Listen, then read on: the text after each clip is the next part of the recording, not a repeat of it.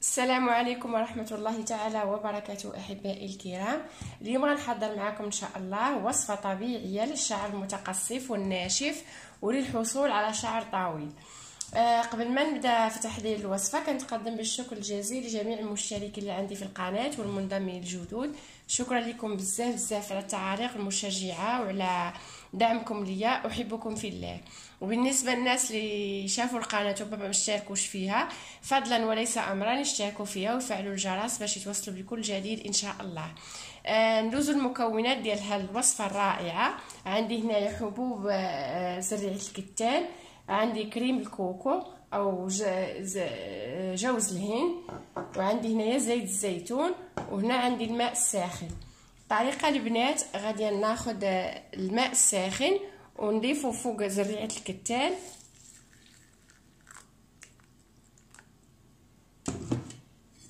غنبقى نحرك فيه حتى كنحصل على جيل كيف ما كتشوفوا معايا البنات. ومن بعد ان شاء الله ملي غنحصل على جيل غنوريكم الطريقه كيفاش كنصفي زريعه الكتان باش يبقى عندي غير الماء دياله هو اللي غادي نستعمل في هذه الوصفه. كيف ما تشوفوا معايا البنات دابا ولات عندي هنايا الجل ديال زريعه الكتان او الجيل كيولي خاتر. دابا غندوز نصفيه ان شاء الله.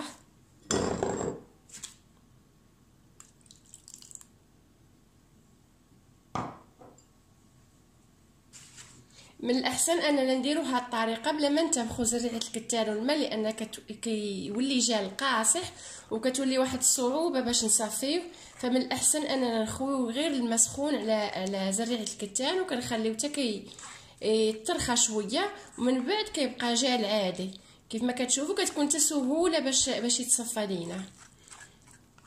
البنات زريعه الكتان راه عندها فوائد كثيره، لانها كتحتوي على الاوميغا 3 اللي كيحمي من تساقط الشعر وكيخلي الشعر يكون صحي. نحاولوا نستعملوها في نظامنا الغذائي اليومي، لانها كتقي من السرطان ومن الامراض القلب، ووقائيه حتى من مرض السكري ومن الالتهاب. فنستعملوها كان يوميا نديروها مع الخبز، ولا نديروها نفطروا بها في الصباح مع الشوفان، لان عندها فوائد كثيره، واي حاجه الله سبحانه وتعالى عطاها لنا الا ونستافدوا منها.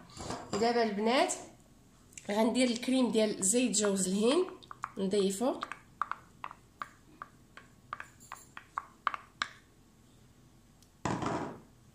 وغنضيف زيت الزيتون يعني ومع التحريك باش المواد كلها ولا المكونات تنسجم مع بعضياتها.